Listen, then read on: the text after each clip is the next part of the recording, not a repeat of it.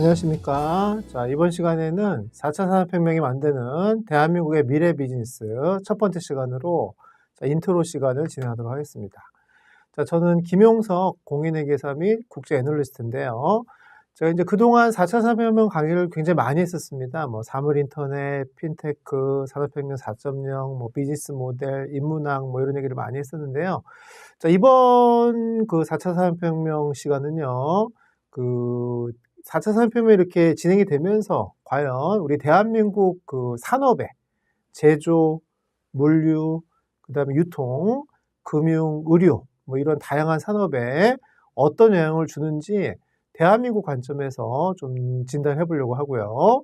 자, 그럼 각 산업별로 그러한 그 4차 산업혁명의 준비가 잘 되어 있는지 어떤 점들이 미진한지도 같이 분석하면서 자, 이 분석을 통해서 이제 우리가 어떤 점들을 보완할 건지를 같이 한번 체크해 보도록 하겠습니다.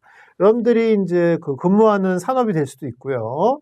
비록 여러분들의 근무하는 산업이 아니다 하더라도 또 우리가 비즈니스라는 건 다른 사업으로 진출을 할 수도 있는 것이기 때문에 현재 4차 산업혁명이 어떤 변화를 가져오고 있고 또 특히 각 산업에 어떤 영향을 주고 있으며 또 우리 대한민국 각 산업들은 얼만큼 역량이 좀 부족한지, 특히 부족한 점을 알려드려야 강의가 도움이 되니까 자, 그런 점들을 같이 진행을 하겠습니다.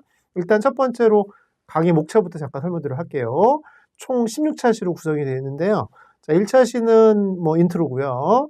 자, 2차 시는 4차 산업혁명 대응 역량을 측정하는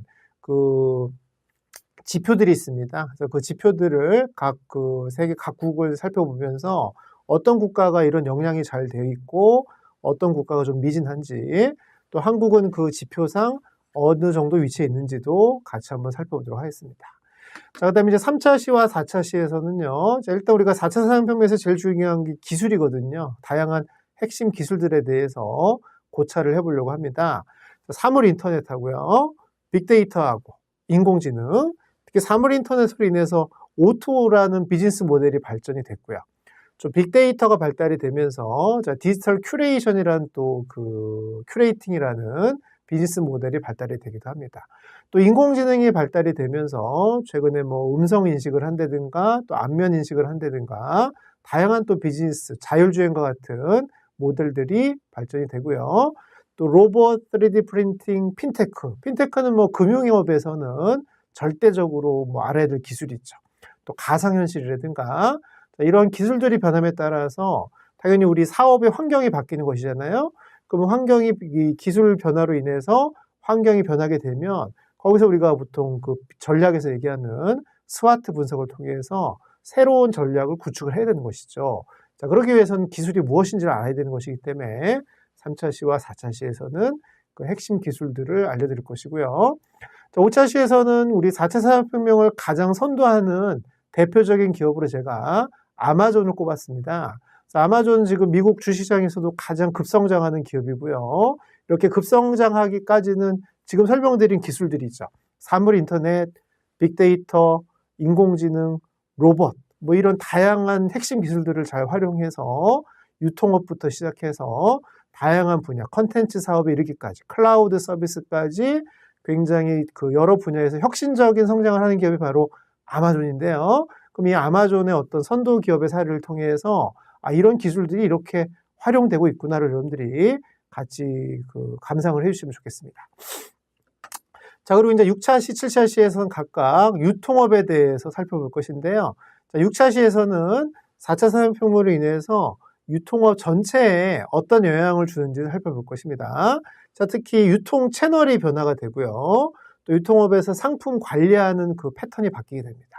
또 판매를 촉진시키는 다양한 방식이 바뀌게 되는데 자, 그걸 실사례를 들어가면서 같이 살펴볼 것이고요.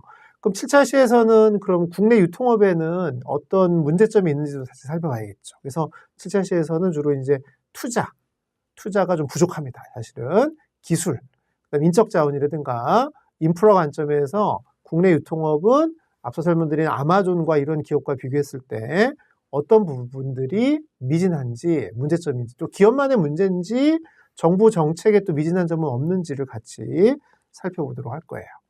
자, 8차 시, 9차 시는 물류에 대해서 살펴볼 것인데요. 자, 8차 시, 9차 시 모두 물류산업의 변화를 볼 것입니다. 8차 시에서는 주로 이제 4차 산업혁명으로 인해서 운송기법이 맞춤형 운송으로 변동하고 있고요. 또 물류창고도 대형화되는 경향이 있습니다. 또 성능도 굉장히 좋아지고 있는데요. 자, 이런 고도화되는 물류창고에 대해서도 같이 한번 살펴볼 것이고요. 자, 9차 시도 마찬가지로 이런 핵심 기술들로 인해서 물류산업의 또 다른 변화들이 있는데요. 물류 네트워크 차원하고요. 또 노동이라든가 상품의 변화에 대해서도 같이 살펴볼 것입니다. 그 다음에 이제 10차 시에서는 이러한 변화에 발맞춰서 과연 국내 물류산업에는 어떤 문제점들이 있는지, 문제점들이 또 많이 있겠죠. 자, 투자적인 문제, 고용, 인프라 차원에서의 문제점들을 진단을 해보고 과연 어떤 부분들이 우리가 대비해야 될 부분인지를 살펴보자는 거죠. 자, 11차 시에서는 마찬가지로 이 4차 산업혁명으로 인해서 그 제조업엔 또 어떤 영향을 주냐겠죠. 특히 우리가 제조라는 건 물건을 제품만을 판매하는 거라고 생각하시면 안 됩니다. 요즘은. 그럼 제품과 더불어서 관련 서비스를 제공하는데요. 그 서비스의 부가가치가 증가한다는 것이죠. 그럼 사실은 제품보다는 제품에서 파생되는 그런 서비스의 부가가치가 커진다면 제조업은 시각을 바꿔야겠죠. 그러면 단순 제품만 파는 게 아니고 제품 플러스 서비스 이런 융합 모델을 판다고 생각을 해야 되고요. 왜냐하면 그 부가가치가 커지니까. 또 그 서비스를 통해서 그 고객들이 가져오는 데이터들이 있습니다. 그럼 그 데이터를 활용한 서비스가 또 등장하기 때문에 이런 그 제조업의 변화에 대해서도 같이 살펴볼 것이고, 그럼 12차 시에서는 이런 변화에 대비했을 때 과연 국내 제조업은 어떤 문제점들이 또 많이 있겠죠. 그래서 첫 번째가 제조 연관 서비스 매출이라든가 그 제조 연관 서비스의 구성, 또 수출, 인력의 문제점들이 심각합니다. 그래서 이런 부분들을 같이 한번 살펴보려고 해요. 자, 13차 시에서는 금융업으로 갑니다. 그래서 4차 산업혁명이 금융업에 어떤 영향을 주느냐. 아까 설명드린 핀테크와 같은 기술들, 이런 기술들로 인해서 첫 번째가 탈중앙화가 발생하는데요. 뭐 크라우드 펀딩이라든가 P2P 대출이라든가 또 블록체인 기술들이 활성화되면서 이런 금융산업은 점점 탈중앙화되는 경향이 있습니다. 또 두 번째 자산 운용적인 측면에서는 로보 어드바이저라고 해서 실제로 그 알고리즘을 통해서 투자 의사 결정을 할 수도 있다는 것이고요. 자, 세 번째는 이제 비대면 거래. 우리가 인터넷 은행도 생기는 것처럼 이런 비대면 거래가 활성화되고 있는 것이죠. 그 마지막으로 규제, 다양한 원래 금융업 자체가 이 진입장벽이 높은 산업인데 이런 진입장벽과 관련된 규제에도 변화가 생기기 때문에 이런 측면들을 13차 시에서 같이 한번 살펴보려고 하고요. 14차 시에서는 그러면 이러한 금융의 변화에도 불구하고 국내 금융업은 과연 어떤 문제점이 있을까를 살펴볼 것인데 연구 개발 투자가 좀 부족합니다. 또 기술, 이런 앞에서 설명드린 4차 산업혁명 기술을 활용하는 부분도 좀 부족하고요. 더 심각한 건 이제 인적 자원이 좀 많이 부족하고요. 또 제도적인 측면도 부족하기 때문에 이 부분을 살펴보려고 합니다. 자, 15, 16차 시는 이제 마지막으로 의료산업을 살펴볼 것인데요. 자, 15차 시에서는 과연 4차 산업혁명으로 인해서 의료산업에 어떤 변화가 오는지, 특히 최신 의료산업은 인공지능을 많이 활용하고 있는데 그 활용 사례들을 살펴볼 것이고요.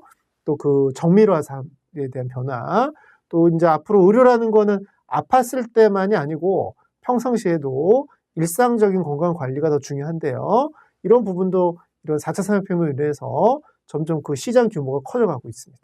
또 연구 개발적인 측면에서도 4차 산업혁명이 의료 산업의 연구 개발의 어떤 비용이라든가 기간을 어떻게 단축시켜 주는지를 같이 살펴볼 것이에요. 자, 마지막 16차 시에서는 그럼 이러한 변화에 대비해서 과연 국내 의료 산업은 어떤 부분에 문제점이 있는지를 살펴봐야겠죠. 자, 연구 개발 투자가 미진하고요. 기술도 약간 뒤처지고 있습니다. 인적 자원도 마찬가지고요. 자, 제도적인 측면도 약간 부족한 부분이 있기 때문에 이런 부분들을 각기 진단하면서 같이 진행을 하고자 합니다. 이렇게 16차시에 걸쳐서 목차를 보시면 알겠지만 주된 포인트는 4차 산업혁명이 과연 무엇이냐는 제가 했던 다른 강의들에 대해서도 많이 했었고요. 또 다른 분들도 이런 강의를 많이 합니다만, 자, 이 강의는 단순히 4차 산업혁명의 개념을 얘기하고 싶은 게 아니고, 그런 4차 산업혁명이 과연 우리나라 대한민국 대한민국 전체로 어떤 영향을 주는지도 살펴볼 것이고요. 또 대한민국 각 산업별로 어떤 영향을 줄 것이며 또 지금 보시는 것처럼 각 산업별로 부족한 점이 있습니다. 그래서 그 부족한 점의 어떤 체크리스트라고 할까? 자, 그런 부분들을 살펴본다고 보시고요. 일단 오늘은 인트로니까 이제 이런 목차를 한번 설명드린 겁니다. 자, 그럼 이제 남은 시간 동안, 우리 1차시 남은 시간 동안은 자, 4차 산업혁명이 그럼 과연 무엇인지 개념은 다시 한번 짚고 넘어가야겠죠. 그래서 개념 및 의의에 대해서 잠깐 살펴보고 갈게요. 자, 그러면 4차 산업혁명 개념부터 먼저 다시 한번 살펴보도록 하겠어요. 자, 우리가 4차 산업혁명이다. 그럼 일단 1차 산업혁명부터 얘기하는 것이죠. 자, 영국의 1784년도에 핵심 기술은 증기였죠, 증기. 그래서 증기기관이 발명되면서 자, 이 산업혁명이라는 용어가 처음 생겨난 겁니다. 이 기술을 잘 활용해서 굉장히 부자가 된 사람들이 그 철도왕 밴더빌트하고 철거강 카네기라고 합니다. 자, 2차 산업혁명은 1870년도부터 시작한 것이고요. 핵심 기술은 전기입니다, 전기. 자, 이 전기 기술을 또 잘 활용해서 갑부가 되는 분들이 바로 석유왕 록펠러랑 자동차왕 포드라고 할 수가 있습니다. 자, 3차 산업혁명은 1969년도에 출발한 것인데요. 핵심 기술은 이제 컴퓨터 및 인터넷이라고 보시면 되고요. 뭐 이 기술을 통해서 가장 갑부가 되신 분은 뭐 여러분 잘 아시는 빌 게이츠, 마이크로소프트의 빌 게이츠라고 할 수가 있죠. 자, 그러면 우리가 말하는 4차 산업혁명은 언제부터를 얘기하느냐? 보통은 2011년도 이후를 얘기한다고 합니다. 자, 4차 산업혁명의 핵심 기술은 융합입니다. 앞서 설명드린 여러 가지 다양한 기술들, 사물 인터넷, 빅데이터, 인공지능, 3D 프린팅, 뭐 로봇, 뭐 가상현실이라든가 이런 다양한 산업 그 기술들을 잘 융합을 해서 하나의 비즈니스 모델로 만들어가는 과정이 4차 산업혁명이기 때문에 다른 우수한 그 융합 사례들을 많이 아시는 게 굉장히 4차 산업혁명에서는 중요한 포인트 중에 하나라고 보시면 될 것 같아요. 자, 4차 산업혁명이란 말이 처음 나오게 된 두 가지 장면을 살펴보도록 하겠습니다. 첫 번째가 바로 2011년도에 독일인데요. 독일의 유명한 그 하노버 산업박람회가 있습니다. 자, 여기서 인더스트리 4.0이라는 독일 정부에서 추구하는 어떤 그 산업 정책인데요. 이때를 이제 4차 산업혁명의 어떤 용어가 등장하는 어떤 장면이라고 보시면 될 것 같은데요. 자, 여기서는 이제 스마트 공장 하고요. 자, CPS라고 해서 말 그대로 사이버, 그러면 가상이고요. 피지컬, 그러면 물리죠. 그래서 물리적인 거죠. 그래서 가상, 인터넷 데이터 같은 이런 시스템하고 물리적 시스템을 어떻게 융합해서 스마트 공장을 만든다든가 이런 핵심 혁신을 가져오는 거를 인더스트리 4.0이라고 한 것이죠. 그러면서 독일에서는 그 커스터마이제이션이라고 해서 어떻게 하면 고객 개인마다 상품을 다르게 만들어서 맞춤 생산할 것인지를 연구해 본 것입니다. 자, 그러다가 이제 2016년도 1월 달에 자, 다보스 포럼이라고 해서 이 다보스 포럼 에서 이제 클라우스 슈밥이라는 분이 이분이 이제 WWF 회장이죠. 다보스 포럼을 주최하시는 분인데 이분이 이제 4차 산업혁명이라는 말을 강조하게 됩니다. 그래서 기존의 3차 산업혁명은 디지털 혁명이라면 4차 산업혁명은 금방 설명드린 것처럼 융합을 해야 돼. 다양한 기술을 융합을 해서 물질계, 가상계, 생명계 사이에 경계가 낮아지는 사회 전반의 변혁을 4차 산업혁명으로 주장하는 겁니다. 자, 그러니까 다양한 기술을 융합시켜서 물질, 가상 데이터. 우리가 데이터라고 하면 물질 데이터도 있고 가상 데이터도 있잖아요. 여기다 이제 우리가 어떤 바이오 측면인 생명계까지 해서 이 세 가지 영역이 과거에는 경계가 있었는데 이런 융합 기술로 인해서 점점 이 경계가 낮아지면서 경계가 없어지면은 그 경계에서 새로 생기는 비즈니스 모델들이 생기겠죠. 자, 이런 거를 4차 산업혁명으로 주장을 했던 것입니다. 이 두 장면이 4차 산업혁명이 무엇인지를 처음 등장시켰던 두 가지 장면들이다라고 보시면 될 것 같습니다. 자, 그러면 4차 산업혁명이 왜 중요한지를 미국의 주식시장에서 이제 시가총액을 가장 높게 차지하는 시가총액 회사들을 보면은 그 시대를 주도했던 산업을 알 수가 있는데요. 자, 1781년도입니다. 굉장히 오래된 시점이죠. 이때 이제 여러분 잘 아시는 뱅크 오브 아메리카, BOA라고 하죠. 이때 이제 주식시장에 BOA가 시가총액 100만 달러를 돌파하게 됩니다. 지금 돈으로 따지면 100만 달러는 뭐 큰 돈은 아닙니다만, 뭐 인플레이션이라든가 이걸 생각하시고요. 특히 그 당시에는 주식 회사라는 개념 자체가 또 세팅이 안 된 상태고, 또 BOA는 그 당시에 상장된 유일한 기업이었다고 합니다. 그래서 어쨌든 그때 100만 달러를 처음 돌파하고요. 1791년도에 10년 후죠. 자, 뱅크 오브 유나이티드 스테이트가 그 BOA보다 10배 규모가 큰 1000만 달러의 시가총액을 돌파했다고 해요. 그러니까 이 당시에는 가장 중요했던 산업이 금융이라는 걸 알 수가 있는 것이죠. 자, 그러다 1878년도에 한 100년 정도가 흘렀다고 보시면 되겠죠. 요때쯤에 100년은 좀 안 됐네요. 하여튼 100년 좀 안 된 이후에 다시 미국 주식시장에서는 뉴욕 센트럴 레일로드라는 기업이 1억 달러를 또 돌파하게 됩니다. 그러니까 이때는 철도죠. 근데 철도는 앞서 설명드린 것처럼 1차 산업혁명, 또 2차 산업혁명의 어떤 영향을 받는 분야라고 보시면 되고요. 자, 그리고 1924년도에 미국의 유명한 통신회사인 AT&T가 시가총액 10억 달러를 돌파하게 되는데요. 자, AT&T 그러면 이제 그런 통신회사니까 앞서 설명드린 2차 산업혁명의 기술인 전기를 통한 여러 가지 통신 기술들을 적용한 기업이니까 이런 기술들을 잘 활용해서 그 시대를 주름잡는 기업들이 되었다고 보시면 되겠습니다. 자, 1955년도에는 제너럴 모터스, 자동차 회사죠. 자동차 회사가 시가총액 100억 달러를 돌파하고요. 자, 그리고 1995년도에 제너럴 일렉트릭이라는 G라는 회사가 시가총액 1000억 달러를 돌파하게 됩니다. 자, 그리고 2018년도에 애플이 시가총액 어마어마하죠. 1조 달러. 1조 달러면 우리 원화로 따지면 1100조 원이 넘는데요. 왔다 갔다 하는데 엄청난 시가총액이라고 보시면 되고요. 곧바로 이어서 앞서 설명드린 나중에 선두 기업으로 아마존이 역사가 그렇게 짧은 기업에도 불구하고 아마존이 또 1조 달러를 돌파하게 됩니다. 그럼 애플이나 아마존은 가장 대표적인 4차 산업혁명 기술들, 이런 기술들을 잘 융합하는 기업이라고 할 수 있죠. 애플이나 아마존을 가보면 빅데이터라든가 사물 인터넷이라든가 인공지능 기술을 빼놓고 얘기할 수가 없습니다. 그러면 우리가 이 시대별로 각 시가총액의 어떤 이정표들을 살펴보면서 그렇구나, 그 기술들을 잘 활용해야 그 시대를 선도하는 기업이 될 수가 있다라는 것을 알 수가 있다는 것이죠. 이게 바로 4차 산업혁명의 의의라고 보시면 될 것 같아요. 자, 그러다 보니까 2018년도에 미국 시가총액 순위를 한번 제가 따져보니까요. 1위가 애플이었고요. 2위가 아마존입니다. 3위가 이제 구글인데 구글의 이제 공식적인 상장 기업명은 알파벳이고요. 4위가 이제 마이크로소프트고 5위가 페이스북이라고 보시면 되니까, 근데 이 5개 기업이 거의 다 어떤 기업입니까? 그렇죠. 이런 4차 산업혁명의 융합 기술을 활용하는 다 이런 기술 기업들이라고 보시면 될 것 같습니다.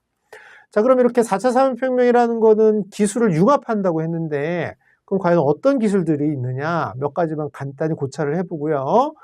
자세한 거는 이제 우리 핵심 되는 그 차시에 가서 설명드리도록 하겠습니다. 자, 인공지능이라는 거는 말 그대로 컴퓨터가 사람처럼 생각하고 판단할 수 있게끔 해주는 그런 프로그램 기술이 바로 인공지능이라고 할 수 있고요. 자, 빅데이터 같은 경우는 제일 중요한 게 대용량이죠, 용량.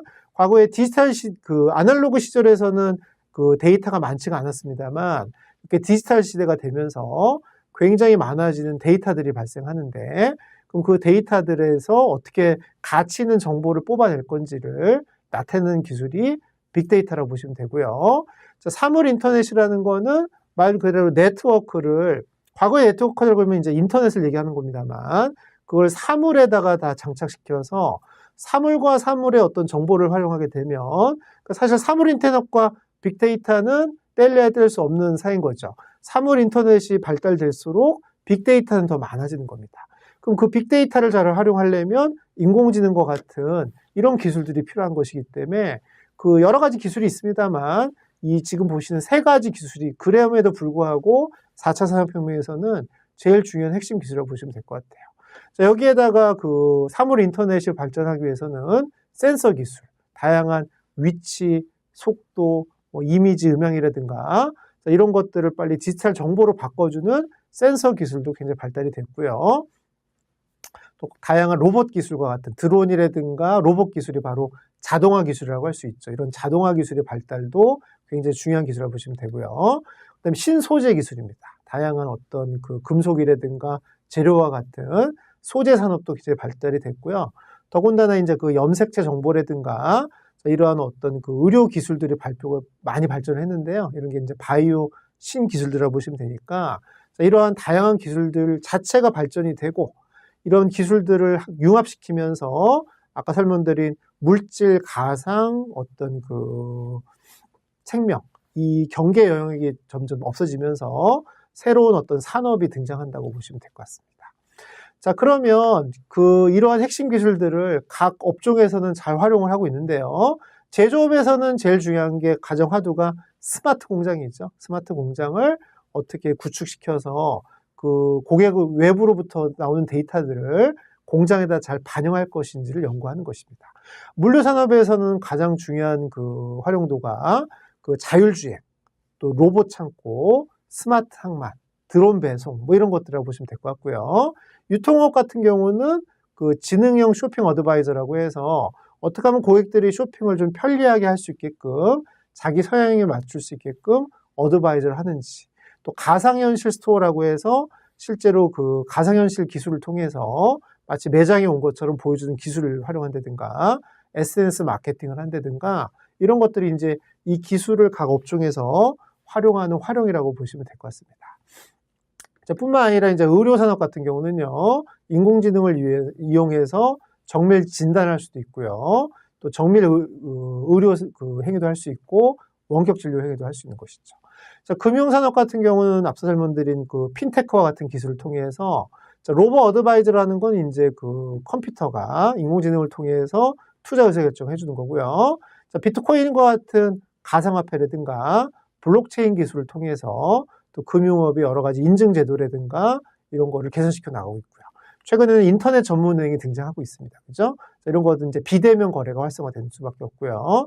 크라우드 펀딩이라든가 P2P와 같은 이런 그 금융 행위로 인해서 금융산업은 탈중앙화되고 있다고 보시면 될 것 같습니다. 그래서 다양한 업종에서 이런 핵심 기술들을 활용하고 있는 게 현재 상태라고 보시면 될 것 같아요. 이해되시겠죠? 자, 여기까지 우리 오늘 첫 번째 시간으로요. 자, 과연 우리 강의는 무엇을 목표로 하는지 설명드렸습니다. 자, 일반적인 4차 산업혁명의 어떤 개념을 얘기하고 싶은 건 아니고요. 물론 개념도 얘기를 했습니다만 그거보다는 이제 여기서의 본론이라는 것은 우리 대한민국 각 산업, 특히 제가 5개 산업을 꼽았죠. 유통, 물류, 제조, 금융, 의료. 이 5가지 산업에 과연 어떤 영향을 주고 있느냐, 그걸 좀 살펴보잔 말이에요. 그 다음에 그 각 산업에서는 그만큼 잘 대비가 되고 있느냐, 잘 대비가 안 된 거를 알려주는 게 훨씬 더 도움이 되는 것이기 때문에 자, 그런 부분들을 진단해 드릴 것이고요. 그럼 그런 대비를 더 빨리 대응하는 자가 결국은 그쵸, 경쟁력을 가질 수밖에 없기 때문에 이 강의의 핵심이 바로 거기에 있다고 보시면 되겠습니다. 자, 그럼 오늘은 첫 번째 시간으로 그 4차 산업혁명의 의의하고 인트로를 설명드렸습니다. 자, 2차 시에 계속 만나 뵙도록 하겠습니다. 수고하셨습니다.